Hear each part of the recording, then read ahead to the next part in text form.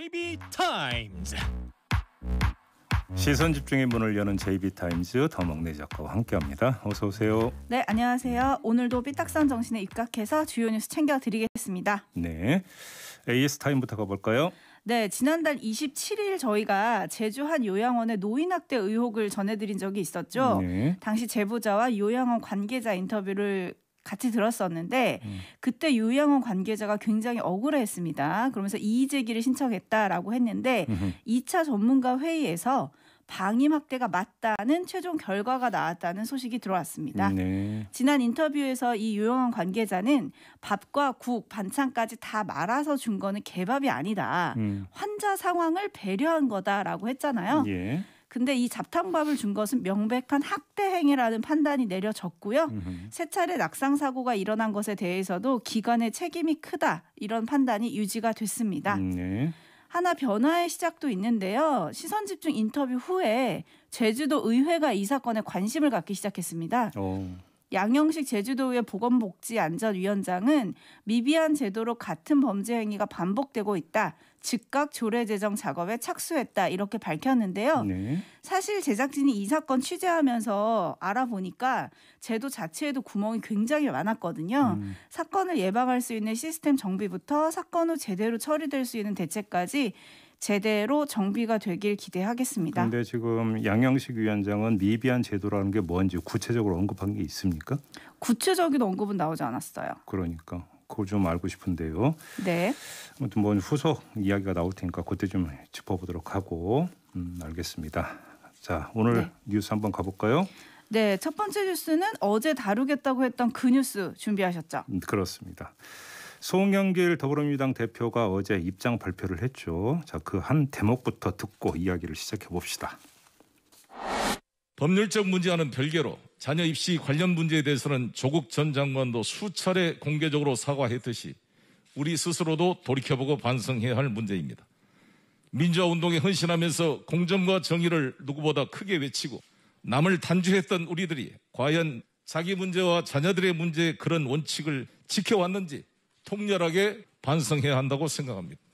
좋은 대학 나와 좋은 지위 인맥으로 서로 인턴시켜주고 품앗이 하듯 스펙 쌓기 해주는 것은 딱히 법률에 저촉되지 않는다 하더라도 그런 시스템에 접근조차 할 수 없는 수많은 청년들에게 좌절과 실망을 주는 일이었습니다.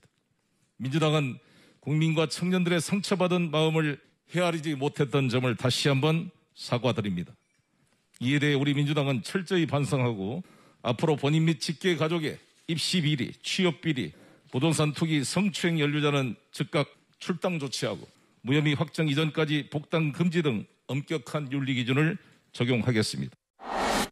네, 자, 이 말에 대한 해석을 좀 두 갈래로 나눠서 한번 해보도록 하겠습니다. 네, 첫째, 뭐 송영길 대표가 좀 애둘러 말한 것 같은데 이 조국 전 장관 일가가 자녀 입시 문제에서 공정과 정의의 원칙을 지키지 못했다는 거 아니겠습니까? 네. 해석을 하자면 자, 이것에 대해서 조국 전 장관은 곧바로 겸허히 받아들인다 했으니까 뭐 그건 그렇다 치겠습니다. 뭐 왈가왈부 안 하겠고요. 자, 그 다음에 자녀 입시 문제에서 공정과 정의의 원칙을 지키지 못한 조국 전 장관에 대한 당의 태도가 어땠다. 이 이야기가 없어요. 잘 읽어보시면 네. 그냥 좌절과 실망을 주는 일이었다. 이런 식으로만 이야기를 하고 있는데 네. 구체적으로 당의 어떤 게 문제라고 하는 게 없습니다. 예를 들어서 자녀 입시 문제에서 공정과 정의 원칙을 지키지 못한 조국 전 장관을 엄호한 게 잘못이라는 건지 그런 지적조차 제때 하지 못한 게 잘못이라는 건지 그러면 당이 어떤 행동을 했기 때문에 뭐가 문제라고 하는 구체적인 내용이 없습니다. 네. 피해간 거죠. 두 번째, 당의 태도에 대해서 언급한 게 있긴 한데 그게 막연하다라는 겁니다. 네. 자기 문제와 자녀 문제에서 공정과 정의를 지켜왔는지 통렬하게 반성해야 한다. 이거는 조국 전 장관 문제가 아니라 다른 결의 이야기잖아요. 네. 자, 이거는 그리고 우리 당이 이렇게 했다가 아니라 그랬다면이라는 만약 화법입니다. 그래서 이 구체적인 사실에 대한 반성이 아니라 막연한 가능성에 대한 경계. 오히려 이렇게 이해를 하는 게 독법상은 맞는 거죠. 네. 자, 바로 이 점 때문에 제가 따로 떼어서 지적하고 싶은 게 하나가 있는데요. 네. 조금 전에 들으신 대로 송영길 대표는 입시 비리, 취업 비리, 부동산 투기, 성추행 연루자는 즉각 출당 조치한다고 밝히지 않았습니까? 그랬죠. 자, 그나마 나온 구체적인 약속이 이건데 마침 계기가 하나 있을 것 같습니다. 민주당 소속 의원 전원을 대상으로 부동산 투기 조사를 국민권익위원회에서 했죠. 했죠. 곧 발표를 한다고. 네, 오는 7일 결론을 내린다고 합니다. 네. 결론을 내려서 투기 의심자는 수사 의뢰를 한다고 하는데 다만 그 대상자의 실명은 밝히지 않는다고 합니다. 왜? 수사가 아니라 행정조사여서 규정상 그렇다고 합니다. 자, 그러면 민주당은 어떻게 해야 될까요? 지금 송영길 대표가 어제 밝힌 거에 따르면 자진해서 그 실명을 밝히고 바로 출당 조치하는 게 맞는 거죠. 그렇죠. 수사 의뢰가 된다면 이미 의혹 대상자가 되니까. 네. 그러니까 권익위원회가 만약에 단 한 명이라도 수사 의뢰를 한다고 한다면 어떻게 되는 겁니까? 그 실명 밝히고 바로 출당 조치하는지 안 하는지 한번 지켜봅시다. 체크 네. 포인트가 하나가 나왔습니다. 아하, 네.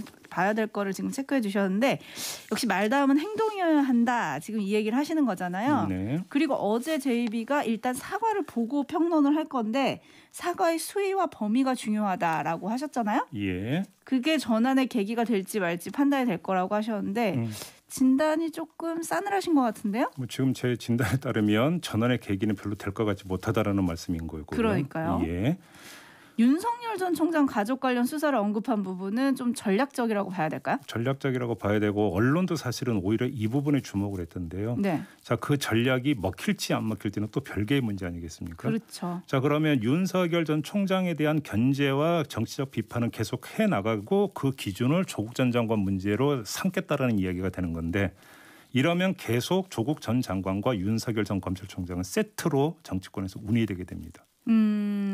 끊임없이 그러네요. 자, 그러면 그 송영길 대표가 어제 조국 전 장관 자녀 입시 문제에 대해서 이렇게 이야기를 했던 것은 일정하게 끊어내겠다는 의도가 있다면 윤석열 전 총장과 세트로 이야기한 거는 모순되는 부분이 있죠. 네. 오히려 그러니까 그 본인의 의지와는 무관하게 세트로 계속 거론될 수밖에 없다. 오히려 그렇게 된다면.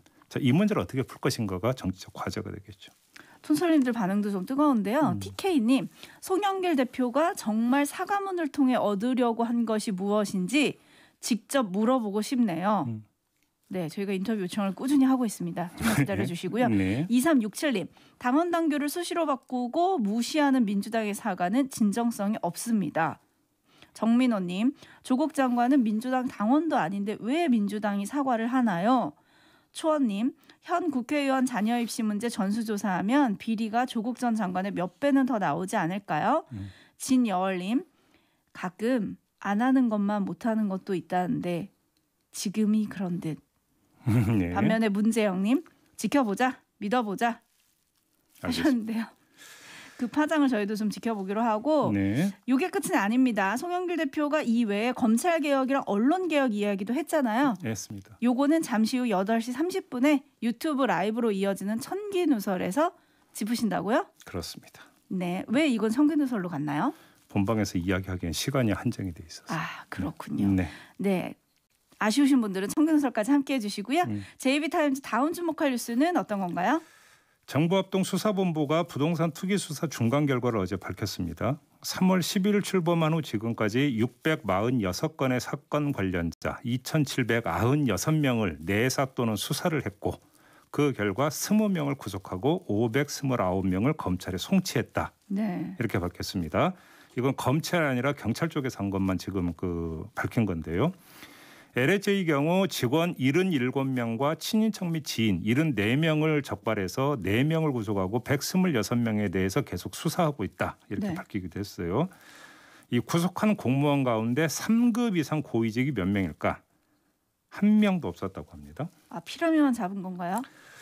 바로 그거가 지금 이제 그 지적이 되고 있거든요. 그러니까 네. 한 경찰 관계자가 뭐라고 반박을 했냐면 없는 혐의를 합수본에서 만들 수는 없는 거 아니냐. 이렇게 말을 했다는 거 아니겠습니까? 아니, 누가 없는 혐의 만들려고 이 한 말은 건 아닌데? 맞죠. 네, 네. 그잖아요. 근데 혹시 놓치는 혐의가 있는지를 그러니까 다시 한번 되살펴보라라는 그러니까요. 걸로 네. 지금 이야기해야 되는 거 아니겠습니까? 그래서 제가 하나 사실을 환기해드리면 작년 8월에 경실련이 밝힌 내용이 있어요. 국토부와 기재부 등 부동산 정책 수립에 관여하는 고위 공직자 가운데 36%가 다주택자다. 이런 내용을 밝힌 적이 있었거든요. 네. 여기서 고위공직자는 상급 이상도 아니고 그냥 1급 이상 107명만 조사한 겁니다. 그러니까 상급으로 범위를 넓히면 훨씬 더 뭔가 그 대상자가 많아지는 것이 되겠죠. 네.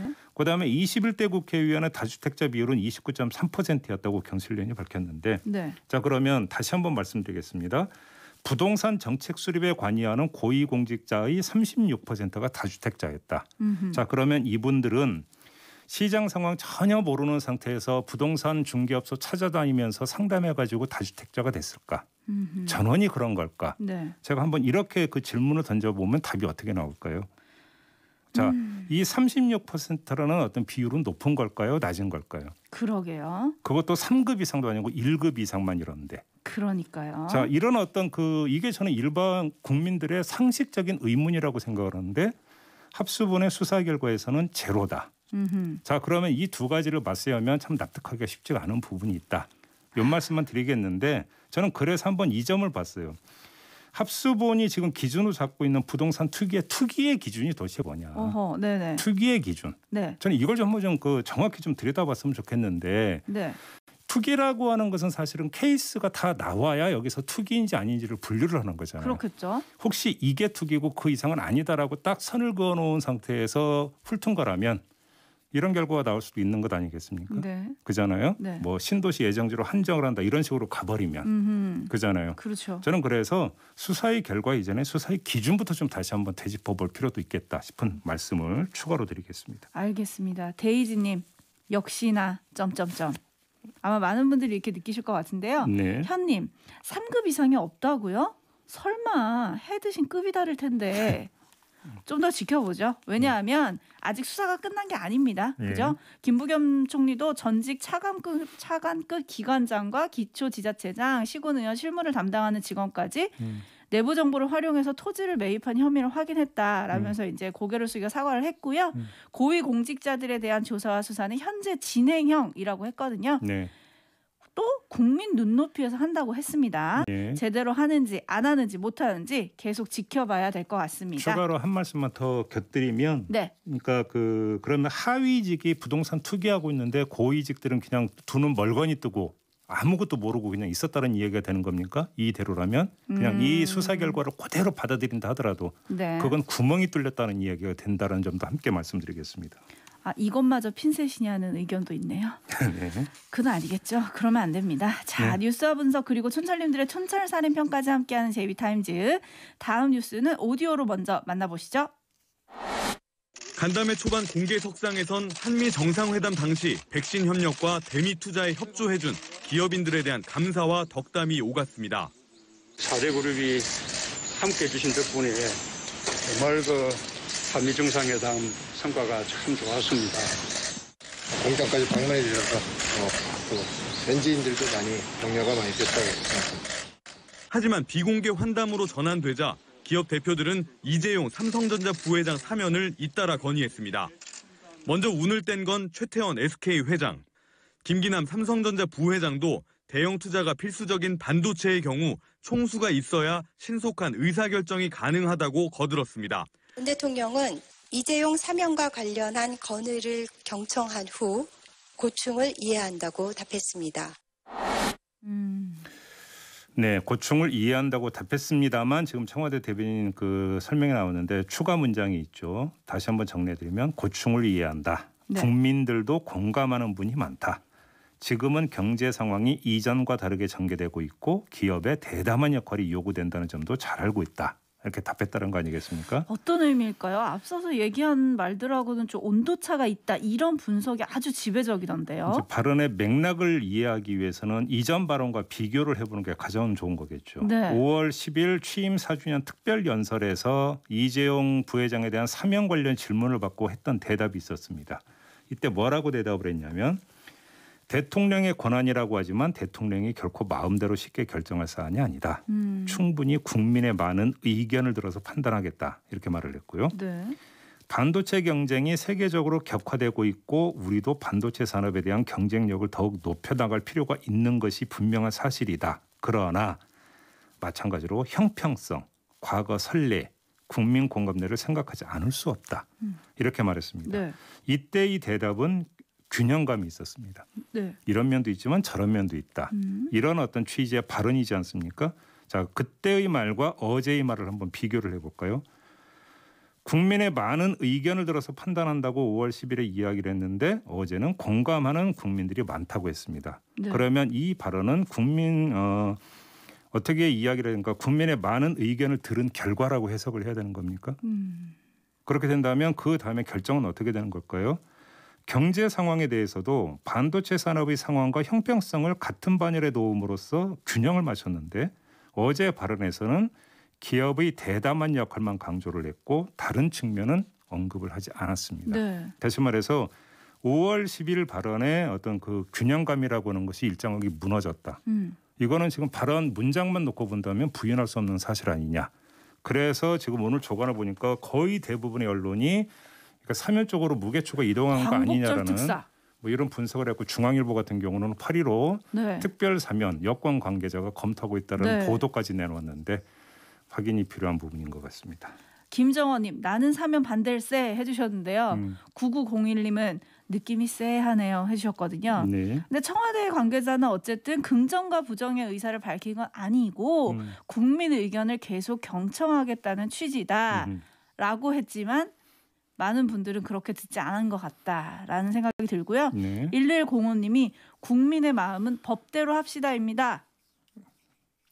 그다음에 누차 이야기를 했지만 사면인지 가석방인지도 사실은 만약에 이제 그러니까 가닥을 그렇게 잡았다면 따져봐야죠. 네. 가닥을 잡았다면 그 방법이 사면인지 가석방인지도 사실은 확인이 필요하죠. 왜냐하면 이재용 부회장만 그러면 사면을 해주고 박근혜 씨는 그냥 놔둔다. 이것도 사실은 이제 그 법리적으로 여러 가지 측면에서 맞는 거냐라고 하는 네, 또 이런 굴비처럼, 추가 네. 논란이 그러니까 따라붙게 되겠죠. 네, 굴비처럼 엮여서 나올 수 있다. 뭐 오늘 언론들도 또 그렇게 많이 쓰긴 했더라고요. 예. 자, 이렇게 오늘 뉴스는 정리를 하고 마지막으로 정리를 해서 전해드릴 게 있습니다. 네. 저희가 어제 깜짝 이벤트를 진행을 했죠. 나에게 김종배의 시선 집중이란 예, 맞아요. 예. 6글자로 적어달라 말씀을 드렸어요. 와, 정말 많은 분들이 참여를 해주셨거든요. 예. 감사합니다. 몇 개를 소개해드릴게요. 미스터리님, 삑딱선. 삑딱선. 야, 그건 너무 좀 그렇다. 예. 우리 PD 마음에 쏙 들었다는 전원이 있었는데. 삐딱선 이렇게 되는 겁니까? 네네네. 6글자 채우셨어요? 야, 느렸다. 예, 그리고요. 1879님, 옆방송 안 들어. 오. 0139님, 예. 뉴스 표준 전과. 아, 전과 이분은 좀 연식이 되시는 언제적 분이군요. 전과인지. 네. 네. 조성우님, 처음으로 중독됨. 오, 좋네. 예. 네, 마음에 드십니까? 예. 네. 참여해주신 모든 분들께 감사드리고요. 원래 10분께 저희가 커피 쿠폰을 쏘려고 했는데 참여가 너무 많아가지고 네. 총 15분께 커피 네. 쿠폰 드릴 거고요. 문자와 미니로 보내주신 당첨자들에게는 지금 바로 쏩니다. 오. 그리고 유튜브 당첨자들께는 채팅창을 공지를 확인해 주십사 말씀드릴게요. 채팅창 공지에 보면 내 아이디가 있네? 그럼 저희한테 오호. 네, 메일을 주시면 돼요. 그리고 흐지부지 만담. 요것도 있었는데 요건 제가 반성할게요. 만담할 거 확실하게 좀 흐지부지 않으냐? 그러니까요. 예, 분발하세요. 예, 알겠습니다. 제이비도 좀 분발하시고요. 아, 이렇게 예. 마무리하겠습니다. 더마카였습니다. 수고하셨습니다. 감사합니다.